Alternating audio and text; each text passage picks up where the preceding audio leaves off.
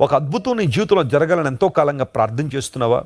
దేవుడు నిన్ను మేలుతో తృప్తిపరచాలని ఆయన కోరుతున్నాడు. ఆయన నిన్ను నిరాశపరిచేవాడు కాదు. ఆయన యేసుక్రీస్తు ప్రభు దగ్గరికి విశ్వాసంతో ఎవరైతే వచ్చారో, పూర్ణ నమ్మికతో ఎవరైతే వచ్చారో, వారిలో ఏ ఒక్కరు కూడా, మరలా చెప్తున్నాను వినండి, ఏ ఒక్కరు కూడా నిరుత్సాహంతో వెనుదిరగలేదు.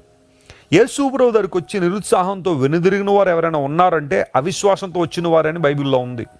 కానీ విశ్వాసంతో వచ్చిన వారందరూ కూడా ఆశీర్వాదాలు మోసుకుని వెళ్ళారు, అద్భుతాలు మోసుకుని వెళ్ళారు. దేవుడు వారిని అన్ని విషయాల్లో బలపరిచి పంపించాడు. ఈరోజు ప్రశ్న ఏంటంటే, నువ్వు దేవుని మాటకు లోబడుతున్నావా? ఆయన మాటకు విధేయత చూపిస్తున్నావా? విశ్వాసంతో ఆయన సేవిస్తున్నావా? అడుగుతున్నవన్నీ కూడా పొంది ఉన్నామని ముందే నమ్మి దేవుని స్తుతించగలుగుతున్నావా? నీ జీవితంలో బలమైన కార్యాలు దేవుడు జరిగించాలంటే నువ్వు విశ్వాసంలో స్థిరంగా బలంగా ఉండాలి. దేవుడు నిన్ను మేలుతో తృప్తిపరచడం మాత్రమే కాకుండా నీవున్న